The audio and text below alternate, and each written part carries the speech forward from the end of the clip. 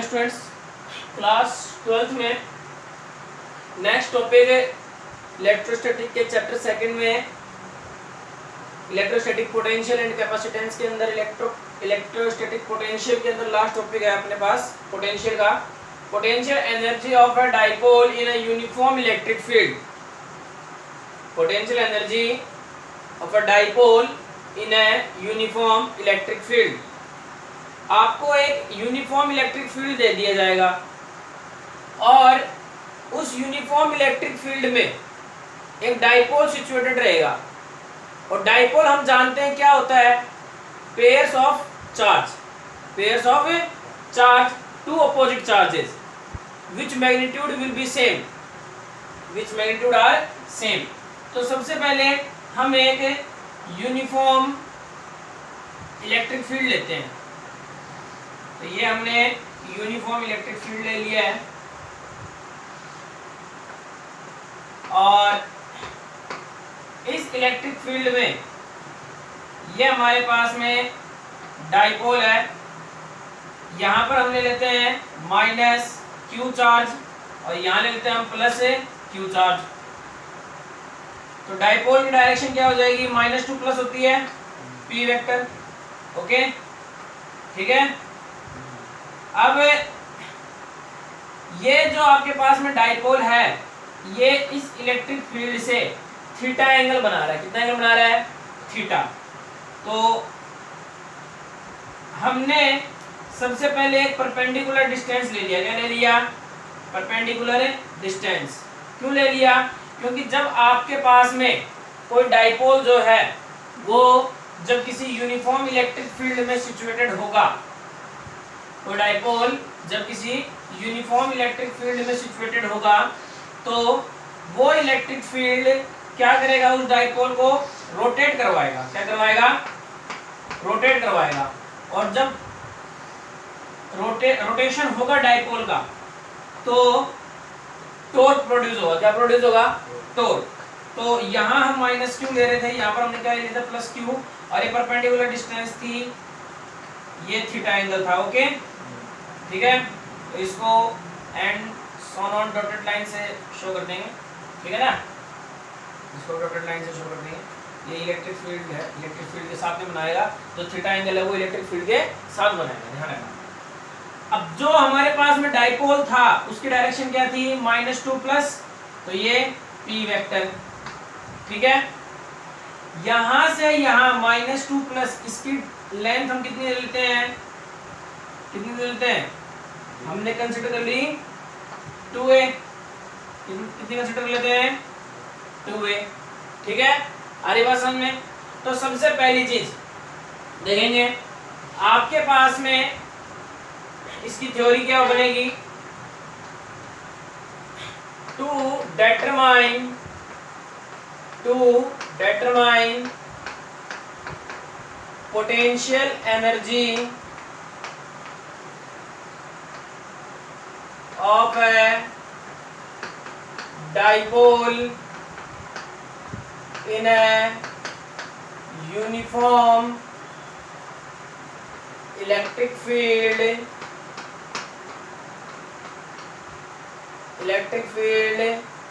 we take a dipole,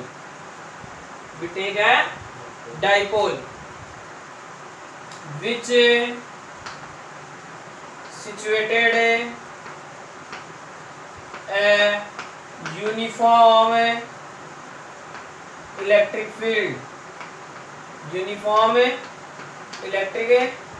field, dipole, uniform electric field E vector, dipole make an angle theta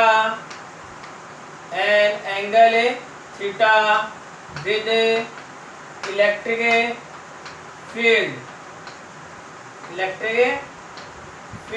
okay.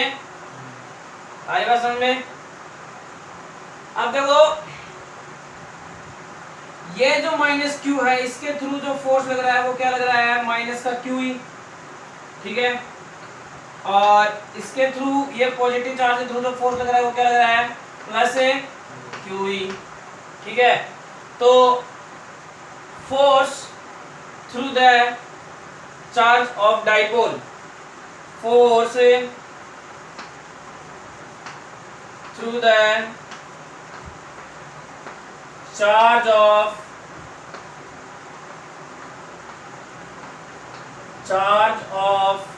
dipole will be minus QE and plus QE।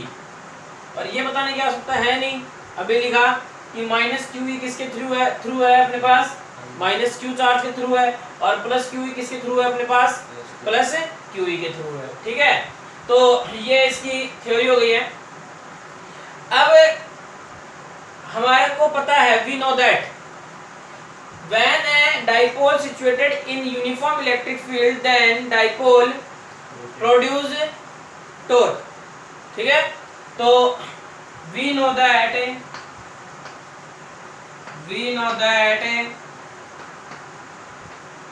When dipole situated in electric field then it produce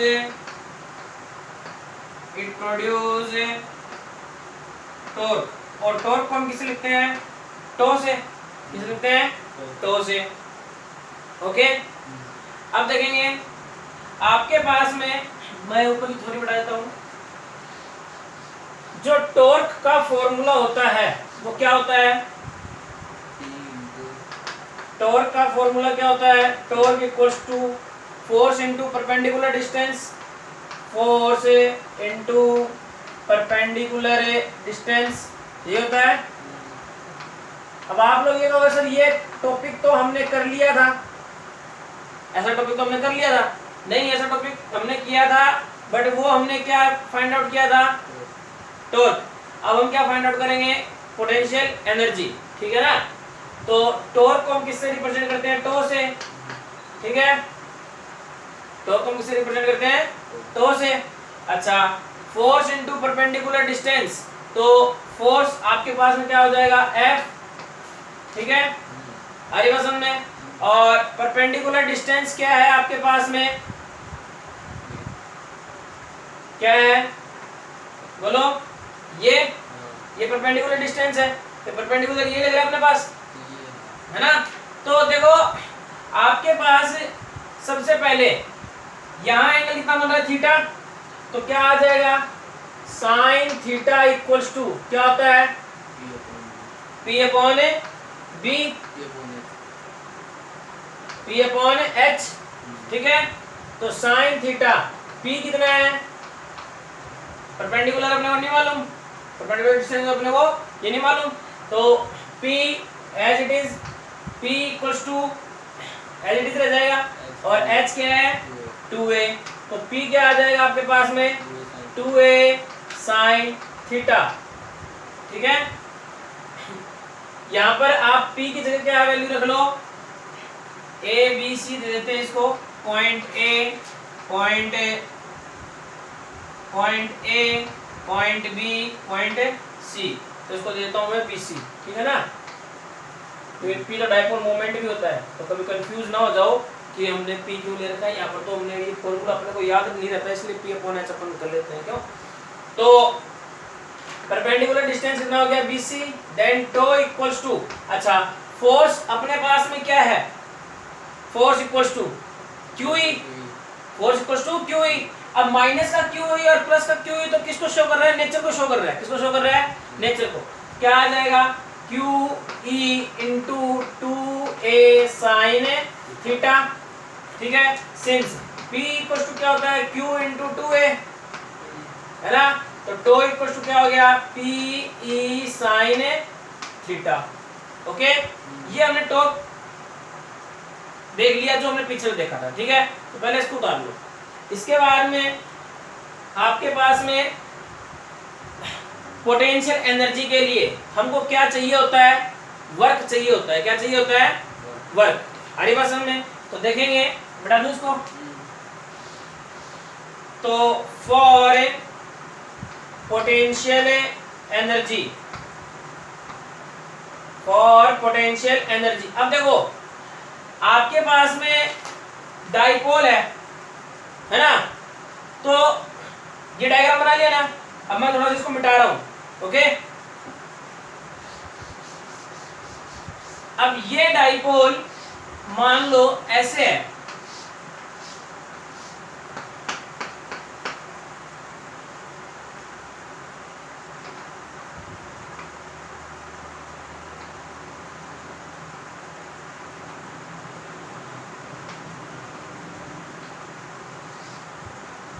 ठीक है, एक ऐसे है, ठीक है, और एक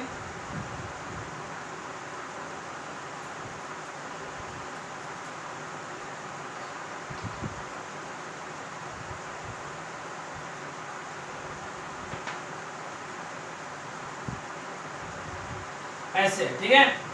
ये आपके पास में डाइपोल्स की मैंने क्या दे दी, कंडीशंस दे दी। डाइपोल्स क्या दे दी मैंने, कंडीशंस। आई बात समझ में? तो ये डाइपोल जो था आपके पास में माइनस क्यू और प्लस क्यू का, ये पहले कहाँ था, यहाँ था, ठीक है। फिर कहाँ आया, यहाँ आया, और फिर कहाँ आया, यहाँ आया। यानी कि इसका रोटेशन हो रहा है, डाइपोल का क्या हो रहा है, रोटेशन हो रहा है। अरे बात समझ में? पहले डाइपोल कहाँ था, यहाँ, ठीक है, फिर कहाँ था, यहाँ, फिर कहाँ था, यहाँ आ गया, ठीक है। तो डाइपोल जो है आपने, इसने यहां से यहां तक पहुंचने में जो वर्क किया वो वर्क स्मॉल वर्क होगा। यहां से यहां तक जब डाइपोल पहुंचा, इस पोजीशन से इस पोजीशन में पहुंचा, तो इसने स्मॉल वर्क किया, है ना। तो अगर मैं इसको, अच्छा, फिर जब यहां से यहां पर पहुंचा, फिर इसने स्मॉल वर्क किया, ठीक है, आई बात समझ में? और जब ये यहां से यहां पहुंच जाएगा, कहां पहुंच जाएगा, यहां, तो फिर ये स्मॉल वर्क करेगा। आई बात समझ में? समझ रहे हो, नहीं समझ रहे हो? ठीक है। तो कहने का मतलब ये है कि यहां से लेकर के यहां तक इसका जो वर्क हो रहा है वो क्या हो रहा है, स्मॉल वर्क हो रहा है। और हमको कंप्लीट वर्क कैलकुलेट करने के लिए सभी स्मॉल वर्क्स को क्या कर देंगे, हम इंटीग्रेट कर देंगे। क्या कर देंगे, इंटीग्रेट। आ रही बात समझ में? ठीक है। तो देखेंगे, जब ये डाइपोल यहां से, ये डाइपोल यहां से यहां आया, ये वाला डाइपोल है यहां से यहां आया, ठीक है, तब इसने एंगल जो कवर किया वो कितना किया, थीटा। या मैं यूं कह लूं कि ये डाइपोल जब यहां से यहां पहुंचा तो कितना एंगल किया, थीटा 1। कितना किया, थीटा 1 ले लेते हैं इसको, ठीक है। और जब ये यहां से यहां आया, ठीक है, तब इसने कितना किया, फिर थीटा। लेकिन स्मॉल स्मॉल एंगल ये कवर अप कर रहा है। अरे बात समझ में? भाई एक बार में तो ये कंप्लीटली 180 नहीं जा रहा ना, पहले इतना गया, फिर इतना गया, फिर इतना गया, फिर इतना गया, तो स्मॉल एंगल कवर कर रहा है। इसको हमने क्या दे दिया, डी थीटा। क्या दे दिया, डी थीटा। अरे बात समझ में? ठीक है, कोई दिक्कत नहीं। फिर यहां से यहां तक आया, ठीक है, इस एंगल को हमने कितना दे दिया, थीटा 2। अरे बात समझ में? तो कहने का मतलब ये है कि जो आपको वर्क मिल रहा है वो स्मॉल वर्क मिल रहा है। तो when dipole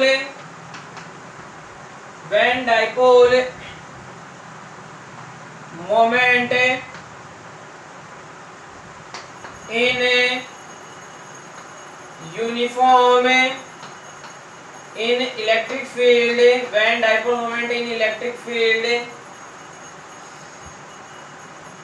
when dipole move in electric field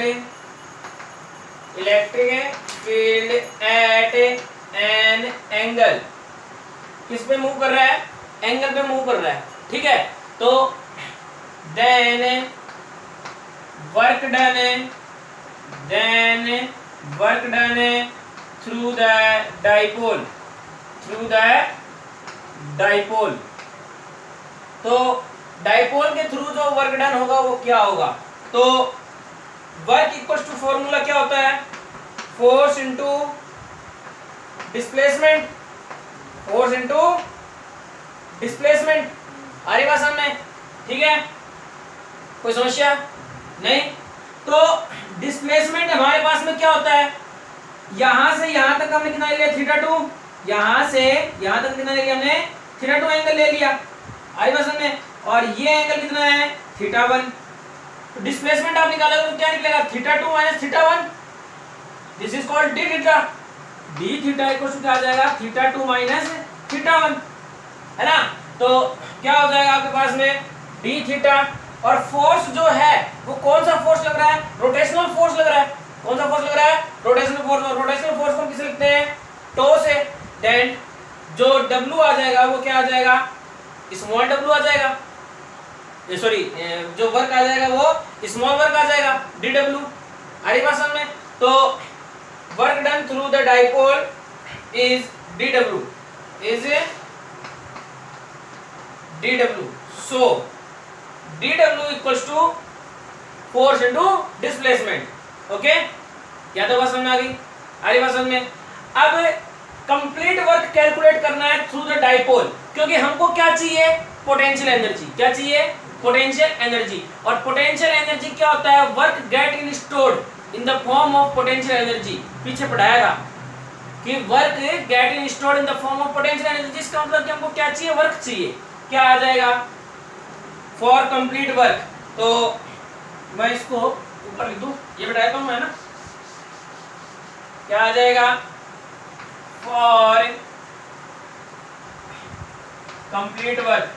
complete work upon calculate करेंगे, क्या आ जाएगा? W इक्वल्स टू θ1 से θ2 तक, ठीक है, और dw। ओके, क्या आ जाएगा देखेंगे? W इक्वल्स टू, इसको देखेंगे इक्वेशन नंबर है first, equation number second, equation number third and equation number है 4। Putting value of equation third in equation 4, putting value of equation third in equation 4, क्या आ जाएगा? W इक्वल्स टू θ1 से θ2 ले लिया अपन ने dw की वैल्यू, तो d थीटा, तो d थीटा। अब dw इक्वल्स टू, अब देखो आपके पास में टो की वैल्यू, इसको इक्वेशन नंबर 5 देते हैं। Putting value of equation second in equation 5, ठीक है। तो putting value of equation second in equation 5, क्या आ जाएगा? W इक्वल्स टू θ1 टू θ2 और PE sin theta d theta. आइएगा समझ में? अब देखेंगे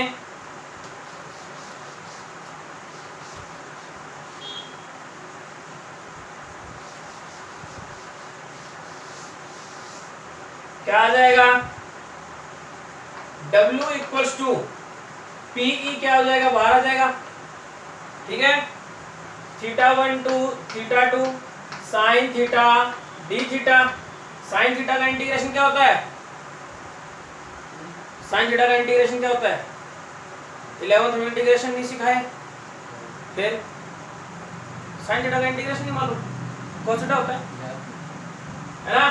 तो W equals to PE cos theta, θ1 से θ2, पहले इसको उतारो, माइनस कर सकते, माइनस cos थीटा, ठीक है। θ1 से θ2 हमने लिमिट ले ली, ओके। यहाँ लिख लेना साइन थीटा का इंटीग्रेशन क्या होता है?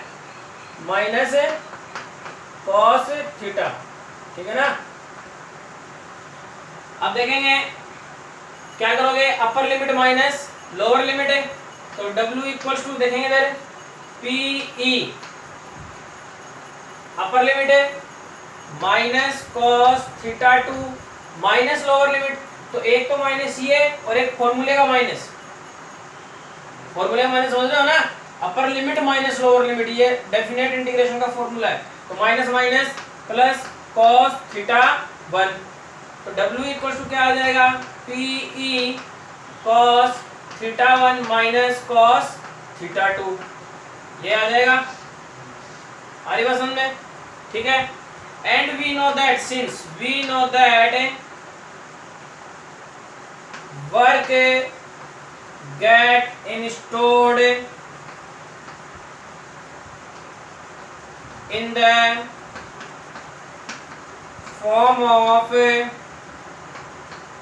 पोटेंशियल एनर्जी, पोटेंशियल एनर्जी मैंने आपको बताया था कि पोटेंशियल एनर्जी कैसे, कि जब डाइपोल मूवमेंट कर रहा है तो मूवमेंट करने से पहले, मूवमेंट करने से पहले, जब डाइपोल मूव हो रहा है, मूव होने से पहले वो कौन सी कंडीशन में था, स्टैटिक कंडीशन में था। इसका मतलब उसके अंदर कौन सी एनर्जी थी, कंजर्व कौन सी एनर्जी थी, काइनेटिक एनर्जी कंजर्व थी। कोई भी ऑब्जेक्ट है जब ये स्टैटिक कंडीशन में है तो इसके अंदर कौन सी एनर्जी कंजर्व रहेगी, kinetic energy. Kinetic energy conserve रहेगी तभी तो जब हम इसके ऊपर फोर्स लगाएंगे तो ये मूव कर पाएगा।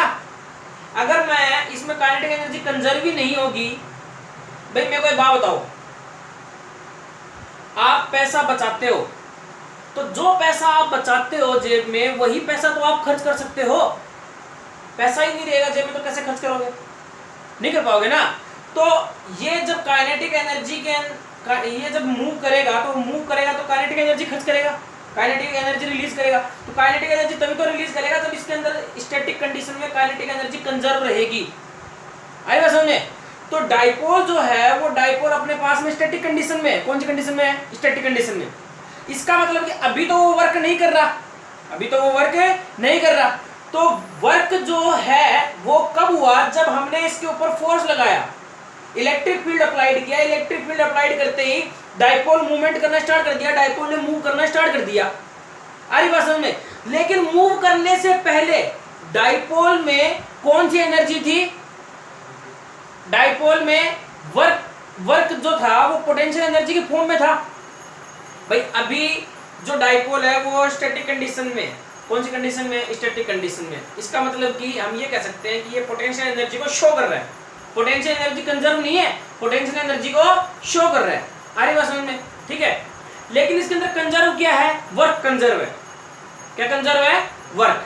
हमने जैसे ही फोर्स अप्लाइड किया तो इसने ये डिस्प्लेसमेंट हुआ तो हमको क्या मिला? वर्क मिला। ठीक है। तो वो वर्क हमको कब मिला? जब इसके अंदर वो कंजर्व था।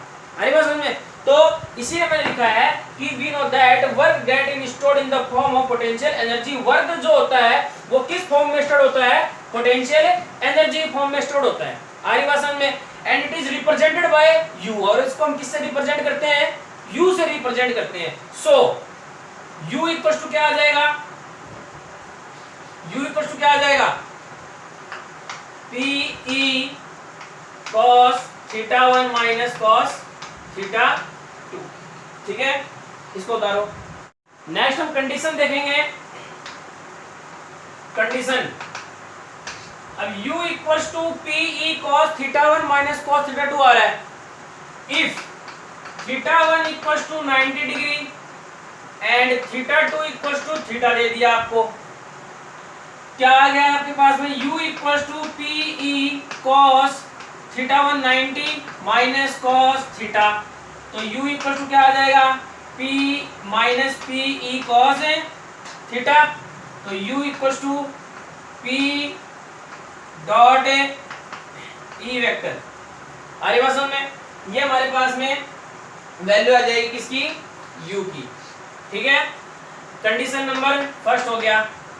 ओके। इफ अगर आपको मान लो कि थीटा 1 इक्वल टू क्या दे दिया जाए? 0। कंडीशन है सेकंड, कंडीशन है second, if theta 1 equal to 0 degree और theta 1 equal to 0 degree and theta 2 equal to कितना दे दिया जाए आपको? 90 डिग्री। ओके। तो क्या आ जाएगा u equals to PE cos 0 की वैल्यू 1 और cos 90 की 0। ठीक है, क्या आ जाएगा आपके पास में u equals to PE 1 minus cos या फिर थीटा 2 इक्वल्स टू थीटा ले लो, तो यहाँ पे थीटा रख लो। कंडीशन सेकंड में थीटा 1 इक्वल्स टू 0 और थीटा 2 इक्वल्स टू थीटा, तो cos थीटा आ जाएगा। आ रही बात समझ में? ठीक है, condition number third, condition third के अंदर हम देखेंगे if theta 1 equals to 0 degree और theta and theta 2 equals to 90 degree. ठीक है, क्या आ जाएगा आपके पास में u equals to PE cos 0 degree minus cos 90 value 0 थी, तो क्या आ जाएगा u equals to PE 1 minus 0, क्या हो जाएगा पीई आ जाएगा, यही आएगा। क्यों? अच्छा, अगर आपके पास में थीटा 1 90 और थीटा 2 0 हो तो condition 4 theta 1 90 and theta 2 0 degree हो तो क्या होगा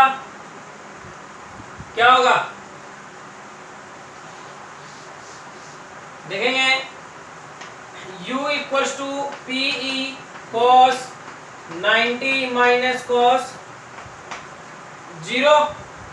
ठीक है, तो क्या आ जाएगा माइनस का पीई आ जाएगा। अरे बात समझ में? ठीक है, अच्छा कंडीशन नंबर है फिफ्थ, अगर थीटा की वैल्यू क्या हो आपके पास में 180 डिग्री, कितना हो 180 डिग्री। ठीक है, तो